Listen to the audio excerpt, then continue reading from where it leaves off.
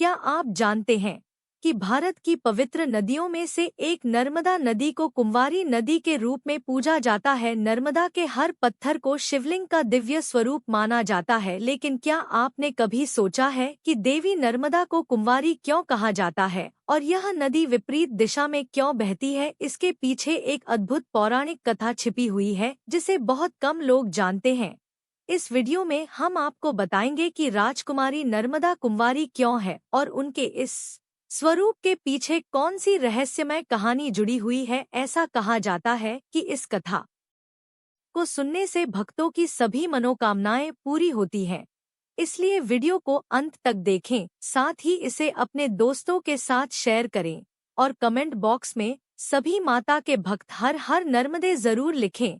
नमस्कार दोस्तों, पौराणिक कथाओं के अनुसार मैकल पर्वत पर भगवान भोलेनाथ गहन तपस्या में लीन थे। उसी समय उनके पसीने की एक बूंद से एक अद्भुत रूपवती कन्या का जन्म हुआ। भोलेनाथ को तपस्या में मग्न देखकर वह कन्या भी उनके समक्ष बैठकर तपस्या करने लगी। जब महादेव की तपस्या पूरी हुई और उनका ध्यान टूटा तो उन्होंने अपने सामने उस कन्या को तपस्या करते हुए देखा। इस दृश्य ने महादेव के हृदय को प्रसन्नता से भर दिया। भगवान भोलेनाथ ने प्रसन्न होकर उस कन्या का तुरंत नामकरण किया और कहा, है पुत्री, आज से तुम नर्मदा के नाम से विख्यात होगी, जिसका अर्थ है सभी को सुख देने वाली। तुम्हारी तपस्या ने मुझे अत्यंत संतुष्ट किया है, इसलिए मैं तुम्हें अमृता का वरदान देता हूँ। संसार में चाहे कोई भी प्रलय क्यों न आए, तुम्हारा कभी नाश नहीं होगा। तुम्हारा नाम सदैव एक पापनाशिनी नदी के रूप में लिया जाएगा। तुम्हारे तट पर मिलने वाला पत्थर, उसे नर्मदेश्वर शिवलिंग कहा जाएगा। वह बिना प्राण प्रतिष्ठा के भी पूजनीय होगा। तुम्हारे तटों पर शिव, पार्वती और सभी देवताओं का वास होगा। इसके साथ ही तुम संसार की ऐसी एकमात्र नदी होगी जिसकी परिक्रमा करने का विशेष महत्व होगा। मगरमच्छ, जिसे जल का सबसे शक्तिशाली जीव माना जाता है, वह तुम्हारी सवारी होगा। दोस्तों, जिस पर्वत पर भगवान भोलेनाथ ने माता नर्मदा का अवतरण किया, वह मैखुरी व अवस्था में राजा मैखुरी नर्मदा के लिए एक योग्य वर तलाशने का निश्चय किया। अपनी अलौकिक कन्या के लिए उन्होंने यह शर्त रखी कि जो भी राजकुमार दुर्लभ गुलाब कावली का फूल लाकर उनके समक्ष प्रस्तुत करेगा, वही नर्मदा से विवाह करने का अधिकारी होगा। यह शर्त अत्यंत कठिन थी, जिसे कई राजा महाराजा प्रयास करने के बावजूद पूरा नहीं कर सके। समय बीतता रहा और इसी बीच राजकुमार सोनभद्र ने अपनी अद्वितीय वीरता और साहस का परिचय देते हुए कावली का दुर्लभ फूल प्राप्त किया और राजा मेखलियन अत्यंत प्रसन्न हुए और उन्होंने राजकुमारी नर्मदा का विवाह सोनभद्र से करने की सहमति दे दी। यह शुभ समाचार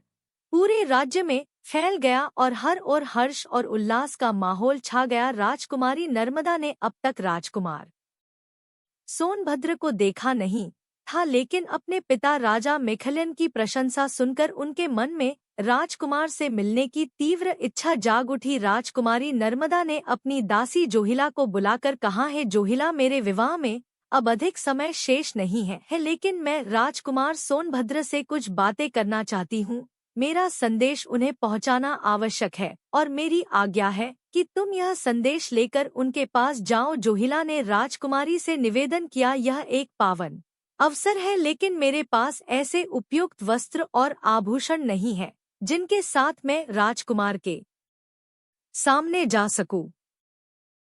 मैं आपसे अनुरोध करती हूँ कि कृपया मुझे अपने वस्त्र और आभूषण प्रदान करें ताकि मैं सम्मान पूर्वक आपका संदेश उन तक पहुंचा सकूं। राजकुमारी नर्मदा ने अपनी दासी की यह प्रार्थना स्वीकार कर ली और अपने वस्त्र व आभूषण देकर जोहिला को राजकुमार सोनभद्र के पास अपना संदेश पहुंचाने के लिए विदा किया। जोहिला जब राजकुमारी नर्मदा का संदेश लेकर राजकुमार सोनभद्र के पास पहुंची तो राजकुमार के रूप और वैभव को देखते ही उसकी सुध बुद्ध खो गई। राजसी आभूषणों से सजी जोहिला राजकुमार के सामने स्वयं को माता नर्मदा के रूप में प्रस्तुत कर बैठी। राजसी वस्त्रों और आभूषणों में सजी इस कन्या को देखकर राजकुमार सोनभद्र भी जोहिला को राजकुमारी नर्मदा मानने की भूल कर बैठे। उन्होंने जोहिला को नर्मदा समझते हुए अपना प्रेम प्रस्ताव उसके समक्ष रख दिया। जोहिला ने राजकुमार का प्रेम प्रस्ताव बिना किसी संकोच के स्वीकार कर लिया। इस बीच जोहिला को गए हुए काफी समय बीत चुका था और माता नर्मदा का धैर्य जवाब देने लगा। उनके मन में चिंता और उत्सुकता बढ़ गई। अंततः उन्होंने स्वयं राजकुमार सोनभद्र से मिलने का निश्चय किया। राजकुमारी नर्मदा राजमहल से निकलकर उस स्थान पर पहुंच गई जहां उन्होंने जोहिला को अपना संदेश लेकर भेजा था। राजकुमारी नर्मदा जब उस स्थान पर पहुंची तो उन्होंने सोनभद्र और जोहिला को प्रणय निवेदन करते देखा। यह दृश्य देखकर उनका हृदय व्यथित हो उठा और अपमान की तीव्र अग्नि में जलने लगा। गहरे दुख और क्रोध से भरी राजकुमारी नर्मदा ने वहीं से उल्टी दिशा में चलने का निश्चय कर लिया और प्रण लिया कि अब कभी उस स्थान पर वापस नहीं लौटें। उधर सोनभद्र को अपनी भूल का एहसास हुआ। उसने नर्मदा को पुकारते हुए कहा, नर्मदे लौट आओ, रुक जाओ। लेकिन राजकुमारी नर्मदा ने सोनभद्र के विश्वासघात के बाद आजीवन कुंवारी रहने का निर्णय ले लिया। उसी क्षण उन्होंने वैराग्य धारण कर सन्यासिनी का रूप ले लिया और एक नया मार्ग चुन लिया। जहां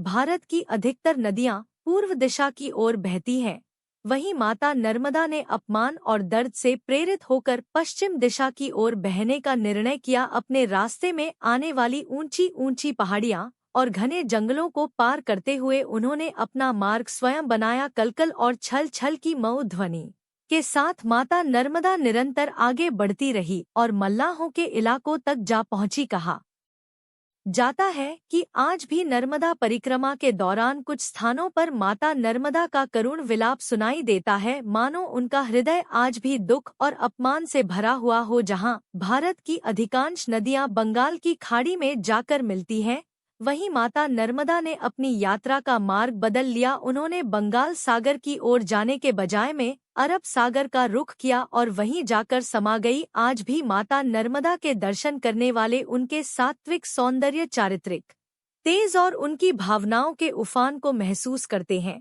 दोस्तों, इस कथा का भौगोलिक सत्य देखें तो यह स्पष्ट होता है कि नगर के ग्राम बढ़ा के निकट जोहिला नदी सोनभद्र के तट से वाम पाश में दशरथ घाट पर संगम करती है। इसी क्षेत्र में कथा के अनुसार रूठी हुई राजकुमारी नर्मदा को वारी और अकेली विपरीत दिशा में बहती हुई प्रतीत होती है।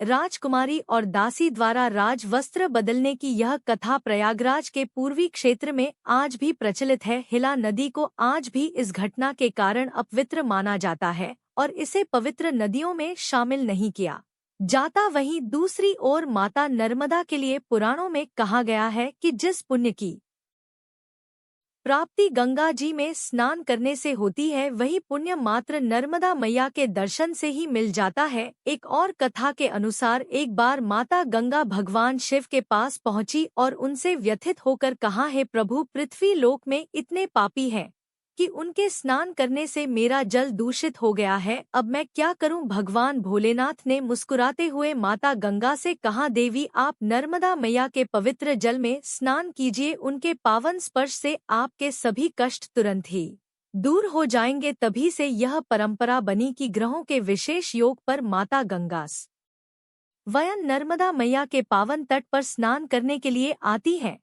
तो यह थी नर्मदा देवी के कुंवारी रहने की पौराणिक कथा, जो त्याग, प्रेम और वैराग्य का अद्भुत उदाहरण प्रस्तुत करती है। नर्मदा मैया आज भी अपने पवित्र जल और दिव्यता के लिए जानी जाती हैं और उनकी परिक्रमा करने वाले भक्त उनके चिर कुंवारी रूप की महिमा को नमन करते हैं। यदि आपको यह कहानी रोज लगी हो तो इसे अपने दोस्तों और परिवार के साथ जरूर साझा करें और कमेंट बॉक्स में हर हर नर्मदे लिखकर मां नर्मदा के प्रति अपनी श्रद्धा व्यक्त करें। ऐसी ही अन्य पौराणिक कहानियों के लिए हमारे चैनल को सब्सक्राइब करें। धन्यवाद।